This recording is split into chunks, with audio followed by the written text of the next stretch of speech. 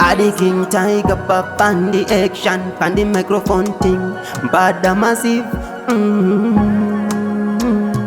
Ini ndanzwane kudonza tambo, kwandabva ndiri ndega mufambo. Ndanzwane kuomberera vamwe maoko, zvangu zvichaita riniko. Pavanobuda ndinongobudawo, kwavanoenda ndinokuendawo, pavanopinda ndinopapindawo, zvavanoita ndinozviitawo. Ivo pavanobuda ndinongobudawo, kwavanoenda ndinokuendawo, pavanopinda ndinopapindawo, zvavanoita ndinozviitawo. Ndinonamatira nyasha dzikurukuru, mbura yakawanda ngainaye mumunda mangu, faro singapere ngauzare mumba mangu, rudo rwakatsvuka ngaruyerere mumba mangu. Nyangwe vakabata chikomana ubata chibhoyi, ndinomira nemuchinjikwa wenyu Mwari, nemuchinjikwa wenyu Mwari.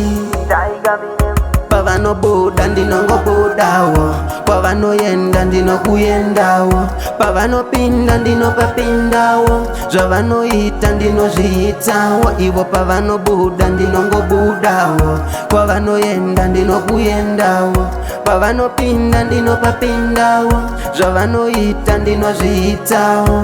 Handinazvo mbozvekurwisa asi ndiri woriya, ndinoziva ndichakunda nezita renyu Mwari. Pandinopera simba Mwari ndisimudzei. Ini ndanzwane kudonza tambo, kwandabva ndiri ndega mufambo. Ndanzwane kuomberera vamwe maoko, zvangu zvichaita riniko.